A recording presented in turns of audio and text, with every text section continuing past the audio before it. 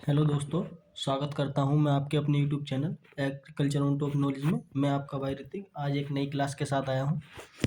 Cultivation of rice, ठीक है। किसकी कल्टीवेशन? राइस की लाया हूं, धान की खेती। हिंदी में बोलते हैं धान की खेती। ओके, तो दोस्तों ये जो क्लास है यूपी कैटेड, ठीक है, यूपी कैटेड और यूपी बोर्ड, ठीक है, यूपी बोर्ड के लिए है। जो यूपी कैटेड जो होता है ये बीएससी में इंट्रेंस एग्जाम होता है। अगर आप गवर्नमेंट यूनिवर्सिटी से बीएससी करना चाहते हैं, सरदार वल्लभ भाई पटेल हुई, चंद्रशेखर आज़ाद यूनिवर्सिटी, जो गवर्नमेंट यूनिवर्सिटी, अगर उनसे आप क्या है बीएससी करना चाहते हैं, ठीक है, तो आपके लिए ये वीडियो बहुत ही हेल्पफुल होने वाली है। ओके, अगर आपको ये सब नोट्स चाहिए तो आप मेरे दिए गए इस नंबर पर मैसेज कर सकते हैं, ये नंबर है, ठीक है। तो आपको ये फ्री ऑफ कॉस्ट बिल्कुल नोट्स मिल जाएंगे। पर दोस्तों एक बात जरूर ध्यान रखना, आप मेरे चैनल को अपने दोस्तों तक ज़्यादा से ज़्यादा शेयर करें, जिससे कि इसी प्रकार मैं अपने चैनल पर ये वीडियो डालता रहूँ, ठीक है। तो चलते हैं दोस्तों, गैर टाइम वेस्ट करें आगे। तो सबसे पहले हम देखते हैं इसका क्या वैज्ञानिक नाम। तो ओराइजा सैटाइवा है। क्या है? ओराइजा सैटाइवा इसका बॉटनिकल नेम है। बात करते हैं फैमिली, तो पोएसी फैमिली से क्या है, बिलोंग करता है। ओके, उत्पत्ति स्थान की बात करते हैं, इंडो बर्मा है या दक्षिणी पूर्व एशिया के नाम से क्या जाना जाता है, ठीक है। इसके नाम से जाना जाता है दक्षिणी पूर्व एशिया। ओके, तो बात कर लेते हैं इसका क्या आगे। क्रोमोसोम नंबर की बात करते हैं, तो इसमें क्रोमोसोम 2Na बराबर कितने होते हैं हमारे? 24 होते हैं, ठीक है। कितने होते हैं? 24 होते हैं। और बाकी नीचे मैंने कुछ डिटेल में दे रखा, उसे आप समझेंगे। ओके, चलते हैं आगे। सबसे पहले बात करते हैं इसमें प्रोटीन, ठीक है। प्रोटीन, सफ़ेद चावल में कितने परसेंट प्रोटीन पाई जाती है? तो वो पाई जाती है साथियों 6 से लेकर 7.5 के परसेंट तक क्या प्रोटीन पाई जाती है सफ़ेद चावल में। जो भूरा ब्राउन चावल होता है, ठीक है, उसमें कितनी पाई जाती है? 7.8% क्या प्रोटीन पाई जाती है। इस प्रोटीन का क्या नाम होता है? ओराइजिन। ओराइजिन प्रोटीन पाई जाती है। ये इंपॉर्टेंट पॉइंट है, आपसे पूछ सकता है कि धान में जो प्रोटीन पाई जाती है उसका क्या नाम है? तो ओराइजिन है, ठीक। गेहूं की जो कल्टीवेशन है वो मैंने पीछे करा दी है, आप एक बार जरूर देखें जाकर उसे, गेहूं की कल्टीवेशन को, ठीक है। मैंने उसमें क्या बताया तो आप एक बार कमेंट में बताना कि गेहूं में कौन सी प्रोटीन पाई जाती है। ओके, तो बात कर लेते हैं इसकी जलमांग की। तो जलमांग की जो आवश्यकता होती है इसे 1800 से लेकर 2500 मिलीमीटर तक के आसपास क्या आवश्यकता होती है। आगे चलते हैं, अब देख लेते हैं कि चावल उत्पादन में क्षेत्र, यानी कि सबसे ज़्यादा कहाँ पर किस जगह क्या होता है, उसके बारे में देख लेते हैं। तो भारत में बात करते हैं, तो भारत में चावल उत्पादन का क्षेत्र कितना है? 44 मिलियन हेक्टेयर है। ओके, कितने मिलियन पर भारत में ग्रो किया था? 44 मिलियन जो हेक्टेयर ज़मीन है अपनी, उसमें ग्रो किया जाता है। खाद्य उत्पादन में बात करते हैं, तो भारत सबसे ज़्यादा क्या है, चावल का खपत करता है, यानी कि खाता है, ठीक है। प्रथम स्थान है उसमें, फर्स्ट नंबर पर है। विश्व में जो मुख्य उत्पादन होते हैं चीन और भारत का होता है, ठीक है। सबसे पहले कौन है? हमारा चीन है, उसके बाद क्या हमारा भारत है। ओके, बात करते हैं आगे। तो अगर एरिया की बात कर लेते हैं, अगर हम एरिया की बात करते हैं तो एरिया में दोस्तों हमारा भारत आएगा पहले नंबर पर, ठीक है। एरिया की बात करते हैं तो एरिया में भारत आ जाएगा हमारा, फिर उसके बाद आ जाएगा हमारा चीन, ठीक, क्या आ जाएगा? चीन, फिर उसके बाद इंडोनेशिया आ जाएगा।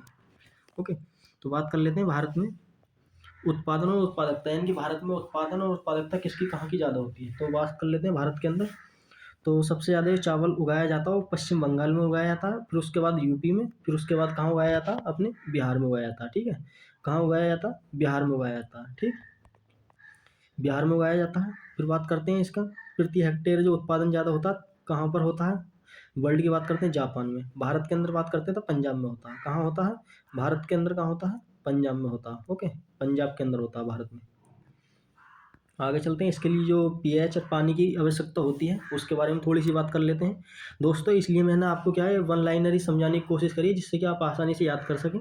अगर आपको ये नोट्स चाहिए तो आप मुझे ज़रूर मैसेज करें और मेरी वीडियो को अपने दोस्तों तक ज़्यादा से ज़्यादा शेयर करें। दोस्तों जल्दी से जल्दी थोड़ा हेल्प करें, आप अगर हेल्प करोगे तो मुझे बहुत ही अच्छा लगेगा। ओके, तो बात करते हैं 1 किलो चावल है, हम उन्हें उगाते हैं तो उसमें कितना पानी खर्च हो जाता है? तो दोस्तों 5-6 लीटर पानी लगता है।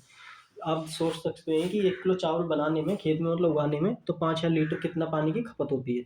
ओके, चावल के लिए पीएच मान की बात करते हैं तो 4.5 से लेकर 6.5 के आसपास तक रहता है, ठीक। बात करते हैं चावल में फसल के लिए तापमान उच्च तापमान की बात करते हैं तो 20 से 25 डिग्री, ठीक है। ये कैसी क्रॉप है? एक बात और बता दूं, ये खरीफ क्रॉप है हमारी, ठीक है। कैसी क्रॉप है? खरीफ की क्रॉप है, ठीक है, खरीफ की क्रॉप है ये हमारी। ओके, बात करते हैं आगे, हम चलते हैं इसके बारे में सब थोड़ी थोड़ी चर्चा कर लेते हैं इसी का। कुछ इसके इम्पोर्टेंट रिसर्च सेंटर हैं वो कहाँ कहाँ हैं उनके बारे में आपको पता होना चाहिए। इंपॉर्टेंट है ये तीनों, कई बार एग्जाम में पूछा गया है। ठीक है, ये आपके क्या है बेसिक नॉलेज के हिसाब से भी आपको क्या पता होने चाहिए। इसकी भी एक क्लास में लास्ट में ले दूंगा जब आपका एग्ज़ाम स्टार्ट होगा। ठीक है, यूपी वो उसका यूपी कैडेट का, तब उस समय क्या है मैं आपको ये क्लास लाऊंगा जितने भी इंस्टीट्यूट हैं उनके ऊपर भी। बात करते हैं IRRI international rice research institute. तो ये कहाँ पर है? मनीला में। मनीला किसी जगह पर? फिलीपींस में। ठीक है, ये हमारे क्या है फिलीपींस में है। बात करते हैं CRRI central rice research institute. ये कहाँ पर है? हमारे भारत के अंदर है, कटक। कटक कहाँ पर है? उड़ीसा। तो इसकी जो CRRI की स्थापना हुई थी 1966 में हुई थी। कितने में हुई थी? 1966 में हुई थी। बात कर लेते हैं अफ्रीका अनुसंधान संस्थान। ठीक है, मोनारिविया। मोनारिविया में है। कहाँ पर है? लाइबेरिया। ठीक है, कहाँ पर है? हमारा लाइबेरिया में। ओके, तो दोस्तों इसकी कुछ प्रजाति हैं। ठीक है, स्पीसीज हैं धान की, तो वो कौन कौन सी है? ओराइजा सैटाइवा जो एशियन प्रजाति है, और ओराइजा ग्लाइबोरियम। ओराइजा ग्लाइबोरियम कहाँ की है? हमारी अफ्रीका की है। ठीक, ये इंपॉर्टेंट पता होनी चाहिए कि कितनी स्पीसीज है उसके बारे में। अब थोड़ा थोड़ा इनकी जो स्पीसीज है उनके बारे में थोड़ी सी बात कर लेते हैं हम। ओराइजा सैटाइवा है दोस्तों, ये कितने प्रकार की होती है? इंडिका, जापोनिका और जंगली धान। ठीक है, इंडोनेशिया के नाम से क्या जानी जाती है। इंडिका जो होगी इसका तना लंबा होता है, जो जापानिका होगी इसका तना मध्यम होता है, और जो जंगली धान होगा उसका तना कैसा होता है? हमारा छोटा होता है। ठीक, इंपॉर्टेंट है ये सारे पॉइंट, इसके आपको पता होना चाहिए। बात कर लेते हैं धान में टेस्ट वेट। टेस्ट वेट क्या होता है कि 1000 दाने जो होते हैं, ठीक है, दाने, उनका जो भार है, वेट है, वो क्या कहलाता है? हमारा टेस्ट वेट कहलाता है। तो दोस्तों इसका जो वेट होता है, वैसे मैं बता दूं 21 से लेके 25 ग्राम तक होता है। ठीक है, कितना होता है? 25 ग्राम तक। अगर आपको 30 ग्राम भी मिलता है ऑप्शन में तो कोई दिक्कत नहीं है। ठीक, वैसे स्टार्ट जो होता है 21 से 25 ग्राम तक होता है। ये जैसे मैंने दे रखा है कि वनस्पति चावल है, ये सामान्य चावल का भी दे रखा है इसमें इधर। ये जो सामान्य चावल का है, ये वनस्पति चावल का। ठीक है, वनस्पति चावल जो होता है उसका जो टेस्ट वेट होता है वो 21 ग्राम होता है। आगे चलते हैं। वनस्पति का मतलब ये पतले वाले चावल होते हैं, आप इस तरीके से समझ सकते हैं। जो धान की कुछ प्रमुख किस्में हैं उनके बारे में थोड़ी सी बात कर लेते हैं। तो दोस्तों ये इंपॉर्टेंट है, ये पॉइंट, जो वैरायटी के ये पॉइंट है ये इंपॉर्टेंट है क्योंकि एग्जाम में कई बार इनसे पूछा गया है, ये आपको पता होने चाहिए। ओके, विश्व की पहली बोनी किस समय? तो वो हमारी कौन सी है? ताइवान वन है, यानी कि T1 है। ठीक, कौन सी हमारी? T1 है, तो TN1 है। ठीक, TN1 बोलते हैं, शॉर्ट की बात करते हैं इसमें। ठीक है, ये कब विकसित करी गई थी? तो मैं आपको बता दूं कब करी गई थी। 1964 से 65 के बीच में क्या है हमारी स्थापना करी गई थी इसकी। ठीक है, डेवलप करी गई थी। बात करते हैं जो फर्स्ट हाईएस्ट प्रोडक्शन द्वारा वैरायटी थी वो डेवलप करी ही, वो कौन सी थी? तो उसके बारे में बात करते हैं। जो विश्व की जादुई धान के नाम से जानी जाती है, तो IRI-8 है। वो कौन सी है? हमारी IRI-8 है। तो ये किसने डेवलप किससे डेवलप हुई थी? तो इसका बात करते हैं पेटा डीजी बूजी, एक जीन होता है डीजी बूजी, ये जीन है, इससे क्या डेवलप करी गई, ये क्रॉस था इसका। ओके, डीजी बूजी आपसे पूछ सकता है कि धान में कौन सा जीन पाया जाता है, तो मैं आपको बता दूं धान में कौन सा जीन पाया जाता है? डीजी बूजी जीन पाया जाता है, डीजी बूजी जीन पाया जाता है। ओके, ये आपको पता होना चाहिए, इंपॉर्टेंट है ये वाला पॉइंट। आगे देखते हैं। भारत में पहली जो बोनी किस्म ही जया थी, जो शास्त्री द्वारा क्या विकसित करी गई थी। ठीक है, शास्त्री साइंटिस्ट थे, उन्होंने क्या विकसित करी गई थी क्या। बात करते हैं भारत की पहली संकर किस्म कौन सी थी? CORH-1 थी, जो 1994 में तमिलनाडु यूनिवर्सिटी द्वारा क्या डेवलप करी गई थी। विश्व की जो पहली संकर किस्म थी ORH न PRH-10 थी, जो 1970 में, ठीक है, डेवलप करी थी। कहाँ पर? चाइना में। ठीक, चाइना के एक साइंटिस्ट थे, उन्होंने डेवलप करी थी। बात कर लेते हैं आगे, इसके कुछ मेथड हैं, इन पर थोड़ी सी चर्चा कर लेते हैं। अगर आपको एक बात और बता दूं वैरायटी से संबंधित, अगर हम डायरेक्ट यानी कि सीधी बुवाई करते हैं, ठीक है, खेत में सीधी बुवाई करते हैं, सीधी बुवाई के लिए, एक मिनट, ये भी आपको पता होनी चाहिए। सीधी जो बुवाई करते हैं हम धान में, धान की, तो वो कौन कौन सी है हमारी, उसके बारे में थोड़ी सी बता दूं मैं। बाला है एक, तो हमारी बाला है एक, ठीक है, उसके बाद कावेरी है, कावेरी है, फिर उसके बाद हमारी नगीना है, ये आपको पता होना चाहिए। नगीना कितनी? 22 है। और पूसा, और कौन सी हमारी? पूसा कितनी है 221, ठीक है, कितनी है, ओके। ये सब कैसी है हमारी डायरेक्ट स्विमिंग करने वाली है, आपको क्या इनकी नर्सरी तैयार नहीं करनी पड़ेगी, ठीक। तो आगे चलते हैं, कुछ और बात कर लेते हैं, इसकी बुवाई के मेथड की बात कर लेते हैं। तो ये कितने प्रकार से होती है, छिड़कमा विधि द्वारा, ठीक, छिड़कमा विधि द्वारा जो ड्रिलिंग होगी हमारी, ड्रिलिंग उसके थ्रू, और संकर किस्म के थ्रू, और डेपो विधि के थ्रू, ठीक है। डेपो विधि है ट्रांसप्लांटिंग जिसे बोलते हैं, उसके थ्रू, ठीक। उसके बारे में बात करते हैं, जो हमारी जो छिड़कमा विधि, हम ब्रॉडकास्टिंग जो हाथ से छिड़कते हैं, सीधे सीधे डायरेक्ट बुआई करते हैं, जैसे नगीना, मैंने आपको बताया नगीना 22 है, कावेरी है, इनकी अगर हम सीधी बुआई करते हैं तो इनका सीड रेट लग जाएगा अपना, कितना लग जाएगा, इंपॉर्टेंट है, ये पॉइंट भी पता होने चाहिए आपको, 80 से 100 के जी के 100 के जी के पर हेक्टेयर के हिसाब से लग जाएगा। जो अगर हम ड्रिलिंग विधि से बोते हैं, जो हमारा एक यंत्र होता है, सही है, ड्रिलिंग, तो उसके थ्रू बोते हैं तो उससे कितनी 60 के जी पर हेक्टेयर के हिसाब से लगता है, ओके। जो हमारी हाइब्रिड वेराइटी है, अगर आप उससे बोते हैं तो वो कितनी लगती है हमारी, वो लगती है कितनी, 15 से 20 के जी, कितनी लगती है, 15 से 20 के जी। बात कर लेते हैं हम कौन सी, डेपो विधि की, ठीक। डेपो विधि सबसे पहले क्या होता है, डेपो विधि में क्या हम पोत तैयार करते हैं एक अलग स्थान पर, ठीक है, क्यारी बनाकर इस तरीके से क्या हम पोत तैयार कर लेते हैं। तो ये पोत कितने दिनों में तैयार होती है, 11 से लेकर 14 दिन में तैयार हो जाती है लगाने लायक, ओके। इसकी सीड रेट की बात थोड़ी सी कर लेते हैं। तो इसका जो सीड रेट होगा 1.5 से लेकर 3 के जी के आसपास क्या होता है। बात करते हैं दोस्तों इसकी कुछ स्पेसिंग की बात कर लेते हैं। तो हम इंटू आर पी बराबर कितने रख सकते हैं, रो इंटू प्लांट से दूरी, तो 20 इंटू 10 सेंटीमीटर के आसपास क्या हम रखते हैं, ये भी आपको पता होना चाहिए पॉइंट, ओके।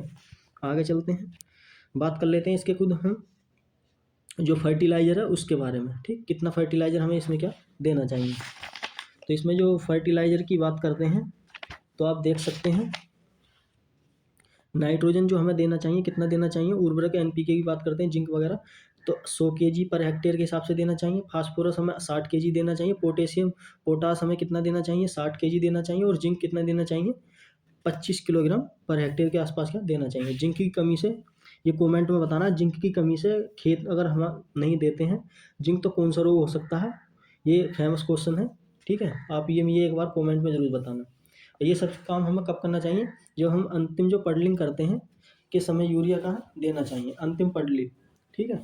जब हम धान लगा दिए, धान लगाने के बाद क्या हम बाद में इन सब चीज़ का क्या अपने खेत में बखेर देना चाहिए, ओके। पडलिंग के जो उद्देश्य होते हैं मैं उनके बात बता दूँ, रिड्यूस करती है बीड को, यानी कि बीड जमने से रोकती है वो, और जो वाटर की इफिशियंसी है उसे कम करती है, यानी कि वाटर उसमें क्या है, अगर पडलिंग करते हैं हम खेत में अपने, तो वाटर को क्या है अच्छी तरह से क्या उसमें मैनेज रहता है, यानी कि कम सूखता है, ओके। ये सब चीज़ क्या है, इसके पडलिंग जो होती है इसके उद्देश्य हैं। बात करते हैं SRI, ठीक है। SRI ये एक धान की क्या पद्धति है, SRI एक धान की पद्धति है। ये क्या करती है, पानी की बचत और बीज की बचत करती है और समय की बचत करती है, ठीक है। इसे विकसित किसने किया था, मैडागास्कर थे साइंटिस्ट, उन्होंने विकसित करा था SRI पद्धति, ठीक है। CRI और SRI आप इसमें कंफ्यूज हो सकते हैं। CRI जो है ये हमारी क्या है, इरीगेशन का सिस्टम है गेहूं का, और SRI पद्धति क्या है, धान की है, ठीक है। मैडागास्कर है एक साइंटिस्ट, उन्होंने डेवलप करी थी 1882 में। बीज दर की बात करते हैं तो 5 केजी पर हेक्टेयर के आसपास क्या इसमें रहता है। और इसकी नर्सरी की बात कर लेते हैं तो कितना वर्ग मीटर, 100 वर्ग मीटर के आसपास हम क्या तैयार करते हैं, ठीक। बात कर लेते हैं नर्सरी का जो क्षेत्रफल है 1000 वर्ग मीटर के आसपास हम क्या रख सकते हैं 1 हेक्टेयर के लिए। कीटनाशक की इसमें क्या 100% बचत होती है, जो SRI पद्धति है कीटनाशक की जो 100% बचत करती है, ओके। और पानी की कितनी 95% बचत करती है, ठीक। पानी इसमें क्या कम लगता है। आगे चलते हैं, अब इसकी सिंचाई पर बात कर लेते हैं धान में, ठीक है। कितने पानी की आवश्यकता होती है और कितना पानी हमें उसमें हर समय भरा रखना चाहिए, ठीक है। जब हमारा धान पक जाता है तो उससे कितने दिन के बाद मतलब उसमें पानी हमें नहीं लगाना चाहिए। तो सिंचाई की बात करते हैं तो खेत में पानी की गहराई है 4 से 5 सेंटीमीटर के आसपास क्या रहना चाहिए, ठीक है, जब तक हमारे धान नहीं पकते हैं। और खाली की बात करते हैं 2 से 3 सप्ताह पहले, आपको लगता है कि अब हमारे धान क्या पक चुके हैं, यानी कि अब हार्वेस्टिंग का टाइम हो चुका है उनका, तो हार्वेस्टिंग से जो पहले है 3 से 4 सप्ताह पहले हमें क्या अपने खेत में कोई भी इरीगेशन नहीं करना चाहिए, कोई भी पानी नहीं देना चाहिए, ठीक। आप तब उसके बाद क्या कटाई कर सकते हैं। बात करते हैं इसमें कुछ इंसेक्ट लगते हैं, मेजर इंसेक्ट है गंदी बग है, जो पुष्प के समय पर लगता है, जब पुष्प बनना चालू होता है, जब उसका दाना बनना चालू होता है तब लगता है। और ये होता है कड़वेग, ये रात्रि के समय क्या तने को क्या काट देता है, ओके। तो कुछ बात कर लेते हैं इसके कुछ धान की जो कुछ सामान्य जानकारी है ये आपको पता होनी चाहिए कतई, ठीक है। धान के फल है का प्रकार है कैरियोप्सिस। जितने भी ग्रेन वाले होंगे जो पोएसी फैमिली से ज़्यादातर बिलोंग करते हैं उनका भी जितना फल का टाइप होगा तो कैरियोप्सिस होगा। बात कर लेते हैं धान का जो पुष्पक्रम होगा पेनिकल होगा, ठीक है। पेनिकल होगा। अगर आपको मुझे कमेंट में बताना गेहूं का क्या होगा, गेहूं का जो पुष्पक्रम है वो किस टाइप का होता है वो आपको मुझे कमेंट में बताना, क्योंकि मैंने गेहूं की कल्टीवेशन वो पीछे करा दी है, ठीक है। अगर आप मुझे कमेंट में बताते हैं तो मुझे बहुत ही अच्छा मिलेगा। अगर नहीं पता होगी तो आप मुझे बताना, मैं आपको फिर से बता दूंगा अगली क्लास जो भी कराऊंगा। धान के तना, तने को क्या कहते हैं, हम कलम कहते हैं। जो धान का तना होता है उसे हम कलम कहते हैं। कुछ धान की संपूर्ण खेती के महत्वपूर्ण तथ्य हैं, ये आपको पता होने चाहिए इनका भी। कौन कौन से पॉइंट है? धान की भंडारण के समय नमी, जब आप धान को स्टोरेज करते हो अपनी कुठिया वगैरह में भरते हो, ठीक है, स्टोर करके रखते हो तो 10 से 12% उसमें नमी होनी चाहिए। धान की वृद्धि के लिए तापमान, यानी कि धान की जो ग्रोथ है उसके लिए कितना टेम्परेचर होना चाहिए, तो ये होना चाहिए साथियों 20 से 30, कितना 20 से 30 डिग्री सेंटीग्रेड होना चाहिए। धान के पकते समय उच्चतम तापमान कितना होना चाहिए, जब धान हमारा पकते टाइम है तो 20 से 25 डिग्री के आसपास, ठीक।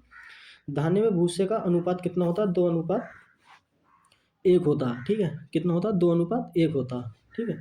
एक बात बता दूं, जो हमारा धान की जो आप देखा होगा जब हम धान निकलवाने जाते हैं सेलर पर, तो उसका जो अनुपात जो उसकी भूसी होती है उसका अनुपात कितना होता है, 66% होता है, ठीक है।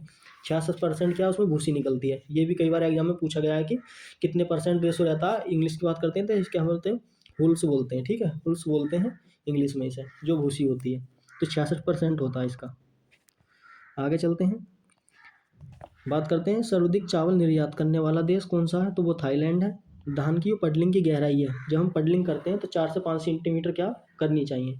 ये आपको बता दूं, धान की पॉलिश की मात्रा कितनी परसेंट निकलती है, जैसे मैंने आपको बता दी जब हम धान निकलवाते हैं सफ़ेद चावल करते हैं तो उसमें 2% क्या पॉलिश निकलती है। धान के जो पत्तों का पीला रंग का कारण क्या होता है, हमारा जिंक होता है, और जिंक के कारण कौन सा रोग होता है, खैरा रोग होता है, ठीक, ये पता होना चाहिए। धान के तनों की मजबूत बनाने वाला तत्व कौन सा होता है, सिलिकॉन। जो धान का तना है उसे मजबूत बनाने के लिए कौन सा तत्व पाया जाता है धान में, तो सिलिकॉन पाया जाता है। इंपॉर्टेंट पॉइंट है, पूछ सकता है कि धान का जो तना है नो किसके कारण होता है मजबूत, तो सिलिकॉन के कारण होता है। धान को आवश्यक पोषक तत्व कौन कौन से होने चाहिए, जरूर देने चाहिए, जिंक देना चाहिए, बोरोन और आयरन, ठीक। धान की जो पृथक्करण दूरी होती है 3 मीटर होती है। पृथक्करण दूरी से आप ये समझ सकते हैं जब हम कोई नई वैरायटी डेवलप करते हैं, ठीक है, तो उससे जो है कितनी दूर रखना चाहिए। अगर हम नया वैरायटी डेवलप करना चाह रहे हैं तो कितने 30 × 30 मीटर के आसपास क्या दूर होना चाहिए, ठीक। इससे क्या है, जो इनके करेक्टर्स हैं आपस में नहीं मिल पाएंगे, ठीक। बात कर लेते हैं इस वाले पॉइंट को भी। जो धान में पुंकेसर की संख्या कितनी होती है, 6 होती है। कितनी होती है, 6 होती है। धान की जो बालियां हैं दानों में कितनी संख्या होती है, धान की एक बाली होती है उसमें दानों की संख्या कितनी होती है, तो 75 से 100 के आसपास क्या एक बाली से धान हमें प्राप्त हो जाता है। ये नोट करके लिख रखा है, इंपॉर्टेंट है, पूछ सकता है, आपको पता होना चाहिए। जितने भी मैंने ये पॉइंट बताए हैं सारे क्वेश्चन के पर्पज से हैं, ये पॉइंट जो आपको पता होने चाहिए, ओके। बथुए कितने बीज का उत्पादन करता है, तो कितने 72,000 बीज क्या हमें प्रोडक्शन कराता है बथुआ जो, ओके। कितना 72,000 सीड का क्या प्रोडक्शन करता है। आगे चलते हैं। आई होप मुझे उम्मीद है कि दोस्तों आपको ये वीडियो हमारी पसंद आई होगी। अगर आपको पसंद आई है तो दोस्तों एक प्यारा सा कमेंट जरूर करें, ठीक है, जिससे कि मुझे भी थोड़ा सा क्या है अच्छा लगता है कि आपको हमारी वीडियो अच्छी लगी, इस चीज़ का मुझे पता लग जाता है। अगर आपको लगता है कोई इस कल्टीवेशन से कोई टॉपिक छूटा हो तो आप मुझे कॉमेंट में बताना, साथ ही जरूर बताना, जिससे कि मैं आगे क्या आपको बता सकूँ, ठीक है। और दोस्तों इस क्लास को ज़्यादा से ज़्यादा अपने दोस्तों को शेयर करें, ठीक है। जो यूपी बोर्ड का एग्जाम देने वाले हैं उनके लिए बहुत ही हेल्पफुल होने वाली है। गेहूं या धान की कल्टीवेशन में से आपको एक ना एक 100% जरूर मिलेगी, इसलिए आप ये इस तरीके से देख सकते हैं। तो आप बिल्कुल इसी तरीके से लिख के आएंगे कि मिट्टी की कौन सी आवश्यकता होती है, मिट्टी का पीएच कितना होता है, कौन कौन सी वैरायटी है, ठीक है। मैंने इसमें फर्टिलाइजर के बारे में बात कर ली है, पानी के बारे में बात कर ली है, सब चीज़ों में इन सब चीज़ों के बारे में क्या बात कर ली है, ओके। तो दोस्तों ज़्यादा से ज़्यादा शेयर करें अपने दोस्तों तक। तो साथियों इसी प्रकार की अगली कल्टीवेशन में मिलते हैं, तब तक के लिए हमें इजाज़त दें। मस्त रहें, स्वस्थ रहें, धन्यवाद।